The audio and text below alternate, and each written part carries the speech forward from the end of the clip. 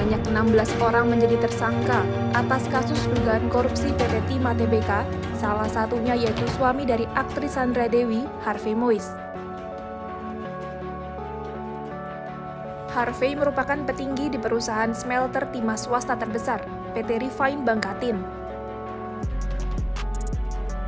Dalam kasus tersebut, Harvey disangkakan telah menghubungi MRPT alias RZ yang saat itu menjabat Direktur Utama PT Timah Tbk untuk mengakomodir penambangan timah ilegal di wilayah izin usaha penambangan milik PT Timah. Saat itu, keduanya sempat beberapa kali bertemu membahas pertambangan liar tersebut. Keduanya pun sepakat agar kegiatan pertambangan liar itu ditutup-tutupi. Lalu Harvey dan RZ membuat kesepakatan sewa-menyewa peralatan prosesing peleburan timah di wilayah IUP PT Timah dengan melibatkan 4 smelter swasta, yaitu PT SIP, CVVIP, PT SBS, dan PT TIN.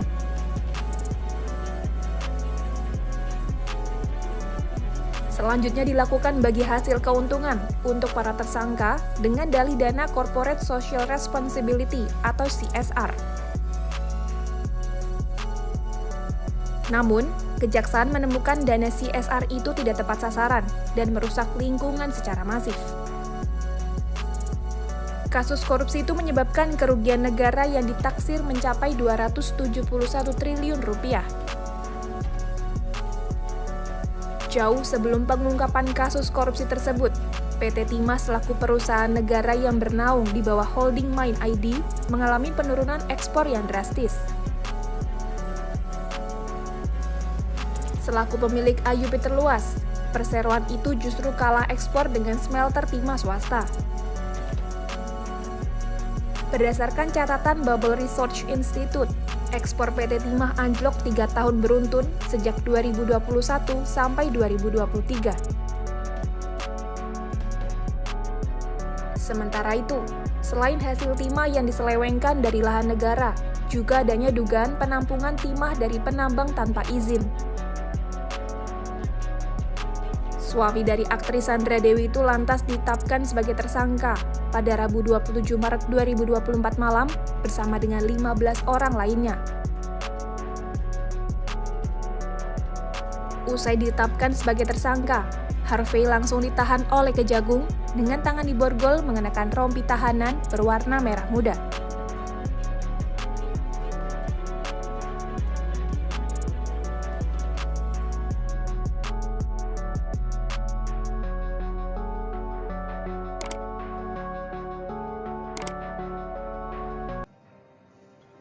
Assalamualaikum warahmatullahi wabarakatuh. Selamat malam semuanya.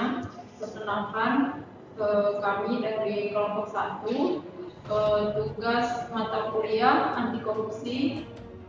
Saya Ita Carolina, saya Nisa Fatihri, saya Yulita Nafiani, saya Musyidin, Saya Amitri Heryanto. Di sini kami akan menjelaskan tentang faktor-faktor penyebab korupsi. Korupsi itu apa sih? Kata korupsi berasal dari bahasa Latin, corruptio atau corruptus. Corruptio memiliki arti beragam, yakni tindakan merusak atau menghancurkan. Corruptio juga diartikan kebusukan, keburukan, kejahatan, ketidakjujuran, dapat disuap, tidak bermoral, penyimpangan dari kesucian, kata-kata atau ucapan yang menghina atau memfitnah. Kata korupsi masuk dalam bahasa Inggris menjadi kata corruption atau dalam bahasa Belanda menjadi korupsi. Kata korupsi dalam bahasa Belanda masuk ke dalam perbendaharaan Indonesia menjadi korupsi. Menurut Kamus Besar Bahasa Indonesia (KBBI), korupsi adalah penyelewengan atau penyalahgunaan uang negara, perusahaan, organisasi, yayasan, dan sebagainya untuk kepentingan pribadi atau orang lain. Apa saja sih faktor penyebab korupsi? Jadi, faktor penyebab korupsi itu ada 2, faktor internal dan faktor eksternal. Faktor internal itu meliputi 3, yaitu sifat selalu merasa kurang dan serakah manusia, penghasilan yang kurang mencukupi sedangkan gaya hidupnya konsumtif.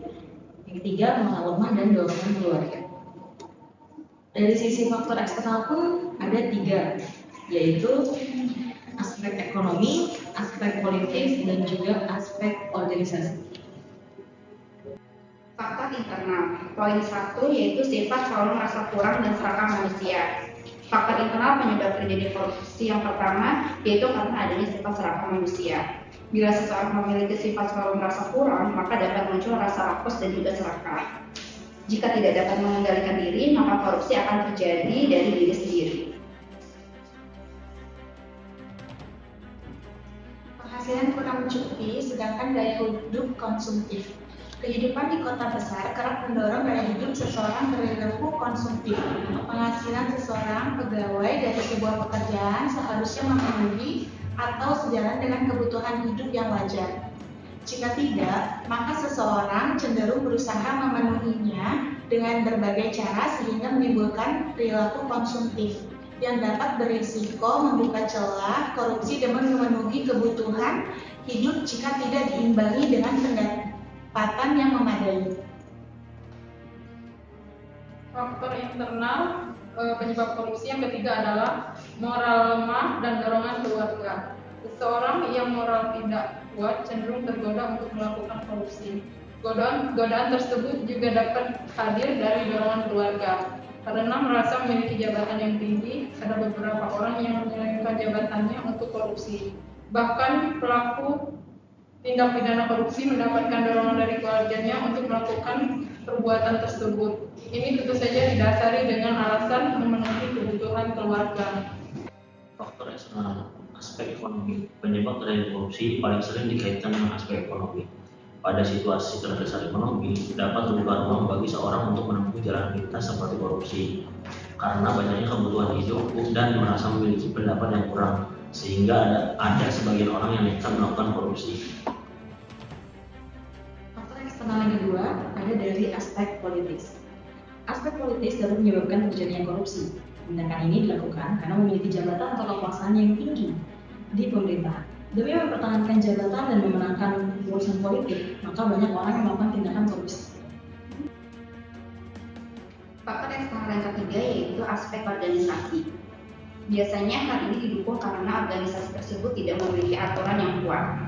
Organisasi juga tidak memiliki pemimpin yang dapat diteladani.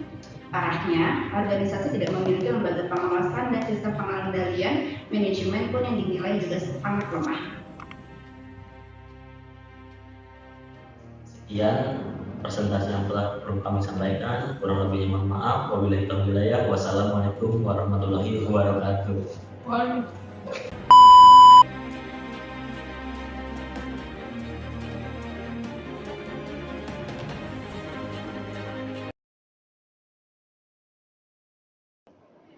Guys, tadi udah lihat beritanya belum sih? Berita yang lagi viral tentang si 271T itu loh. Suami idaman itu ya. Iya, yang ada suami idaman. Sumpah gak nyangka banget tuh gak sih? Udah kaya. Terima kasih. Iya.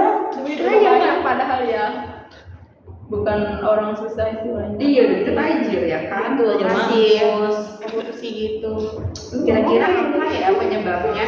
Menurut kalian apa sih? Kenapa sih dia bisa kayak gitu ya? Mungkin dengan sifat yang tamak dia merasa selalu berkurang, gak cukup gitu. Terus gaya hidup. Nah ya betul, gaya hidupnya juga. Mungkin makan. Kalau Terus apa lagi? Ada nyogok-nyogok nih pasti nih dia. Bisa jadi sih. Soalnya kan nggak mungkin dong kalau lu nambah nggak ketahuan gitu sahil banget coy. Iya lah. Pasti ada permainan dari orang dalam Orang juga. dalam pasti. Iya kan pasti diawasin juga kan ya pasti nyogok.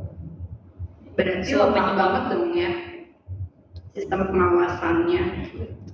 Indonesia ini Kurang kurang ketat. kan apa bisa disolve, jadi gampang. Nggak ada sih. Kayaknya dari semua aparat setempat kayaknya udah kerja sama semua. Udah pasti dari atas bawah masih main semua kayak gitu, mah mungkin nggak ada main mana. Ya backingan kan diminta-minta backingan juga katanya jenderal bintang 2 tuh. Berarti dari aspek organisasinya juga main dong ya. Jelas, Iya, kalau jadi- jelas. Jadi kayak ada kesempatan, terus dia juga merasa kurang. Terus ngeliat dari si seberang sana, gue bisa nih main kayak gini, kenapa lu nggak ini aja nggak Ikut-ikutan, join? ikut-ikutan gitu ya. Iya, ngerasa wah menguntungkan juga nih. Itu kali ya. Tapi sedih banget nggak sih, jadi kerugiannya tuh ditanggung sama negara. Mencapai dengan nominal yang sangat besar itu kan. Itu kalau 271 kayaknya bisa sekeluarga gue sampai 7 turunan kuliah di sini. Nggak 7, 18 turunan juga habis. Itu kan kata Pak Mahfud bisa untuk menggaji satu orang 20 juta per bulan. Tuh kan gede banget kan. Nggak usah kerja bisa dapat gitu-gitu. Potongin aja rumah. 20 juta. Kita kerjanya sampai kayak gini aja boro-boro 20 juta. Ya lah, UMR juga udah habis, udah hilang. Sedih. Tapi dari sisi keluarganya gimana ya? Keluarga mah diam aja, orang punya banyak. Tapi jadi pertanyaan nggak sih kayak istrinya masih Iya. iya sih nggak tahu. Iya betul. Nggak Bisa mungkin, istrinya nggak tahu tentang hal itu. nggak mungkin nggak tahu untuk karena ya dia nggak mau keseret juga mungkin masa nama mau jelek juga gitu. Iya pasti Anggapnya dia. itu oleh figur.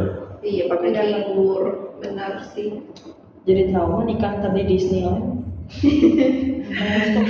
Princess gitu ya. Curiga nih ntar laki gue korupsi lagi. Aduh. Jangan dong. Ya, amit ya, amit. Dia udah mana namanya bagus banget, hedon lagi. Disita kan tapi. Iya sih. Iya sih kalau sita pasti. Iya. Dari rumah gede jadi petakan deh ntar. Turunnya drastis dong, tapi nggak mungkin deh kayak Nggak gitu. mungkin. Enggak, sebelumnya pun dia udah lumayan. Masuk penjara pun nggak mungkin penjara yang kayak rakyat biasa lah. Ini penjara Beda, mereka kelasnya mewah. beda. Kelas kakap. Iya benar sih. Dia bisa dibeli lah. Kan nggak tahu Jadi kita penjara. aset yang lain ada simpan berupa Semuanya apa. lancar karena ada uang. Iya, iya benar. Asal nama orang lain kan pasti ada deh. Dan pasti dia juga bakal ada yang melindungi juga nggak sih? Wah jelas, ada backingannya pasti. Ada backingan. Backing orang tinggi, nggak mungkin Orang-orang biasa. orang biasa. Intinya ada duit lancar semua. Lancar sih. Lancar. Makanya kita harus banyak duit biar lancar. Nah betul. Semua urusan menjadi lancar. Oke, itu aja. Ada lagi tambahannya.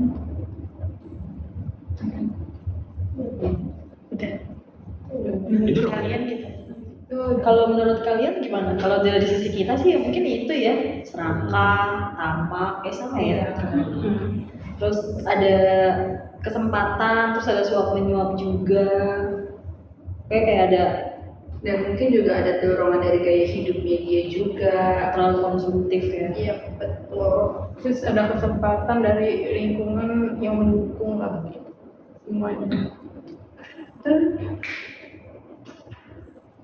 Cukup ada lagi. Lebih sih gitu ya. ekonomi dari tahuan dari kita lah kayak gitu. Kurang lebih diskusi dari kelompok kita yang kelompok satu ini sih kurang lebih begitu. Selebihnya menurut kalian gimana? Mari kita diskusikan bareng-bareng. Oke. Oke, sekian dari kita dan terima kasih. Bye. Bye.